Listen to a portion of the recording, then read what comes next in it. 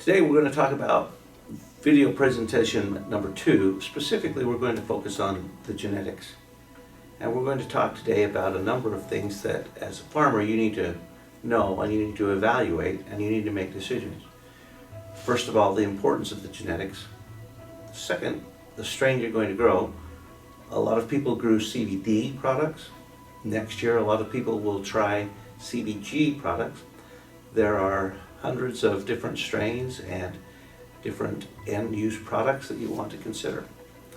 We will also consider whether to use starts or cuttings or clones, or we'll delve into a little bit of micropropagation or tissue culture propagation as well. So Scott, first question is, what's the best? Which of those are the best? Well, the best is actually what's best for you. It would be fun if we could say there's an end-all, be-all, do-all, if there's a best way. You have to consider several things. You have to consider how much money do I have that I want to invest in seeds or starts. For example, if you're going to plant directly into the soil and you're going to plant a seed, that seed can range anywhere from 10 cents with poor genetics, 10 cents per seed with poor genetics, to $1.50 or $1.50 for a seed with good genetics. If you're going to plant directly into the soil and you spend $1.50 on good genetics, you want to make sure you plant correctly. The next choice might be, I don't want to plant a seed directly, I want to plant a transplant.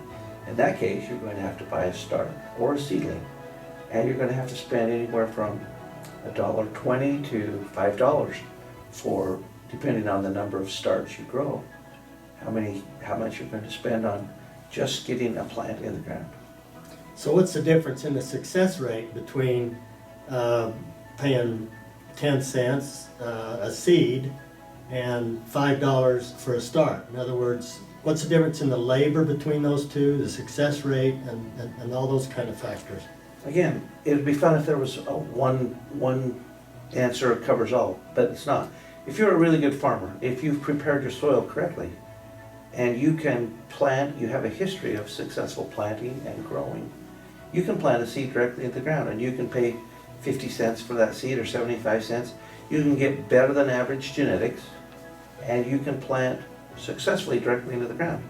So if you're not a seasoned farmer and you want to get into this industry, your success rate will go up if you start with a start or a seedling in the soil, transplanted from a grow facility rather than planting a seed directly in the ground.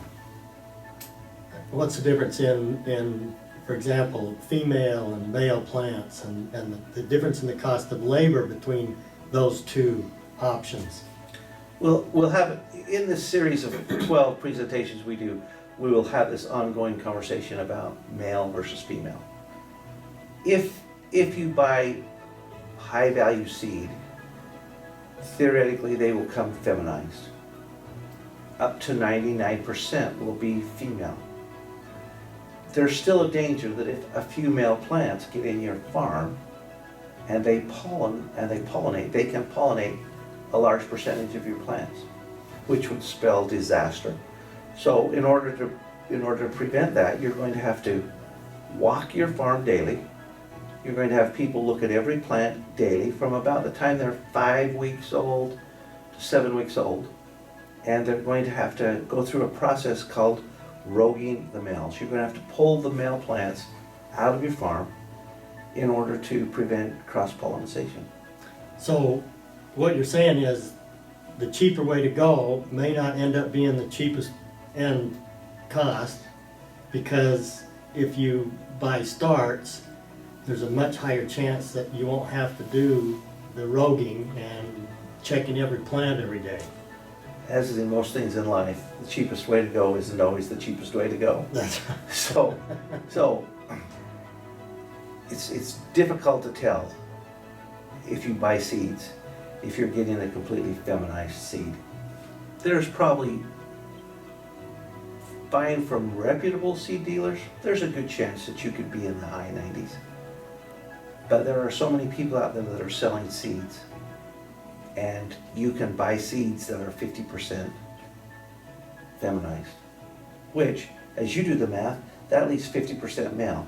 That means at some point in the history of your farm, you're going to have to walk through that field and take out 50% of the plants.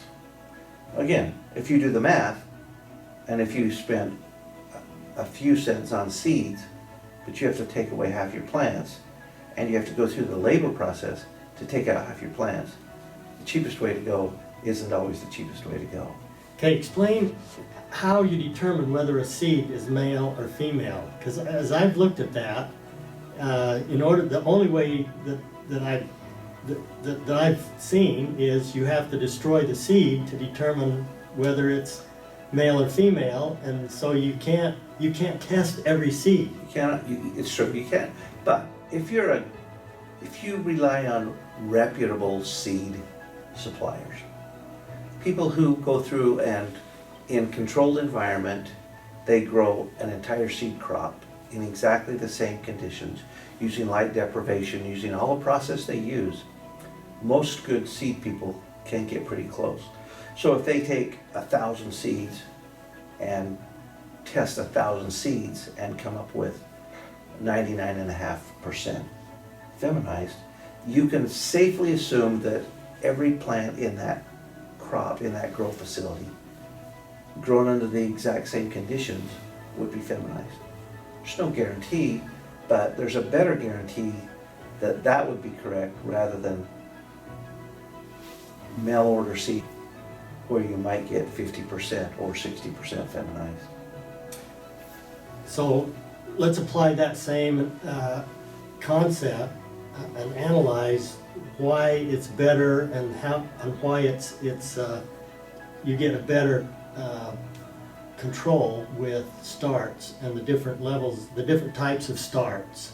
So if you analyze starts, there are 2 or 3 real types of starts. There's a seedling, which is started with a seed, which again, if it's a 99.5% feminized seed, you have a 99.5% chance that that's a feminized plant.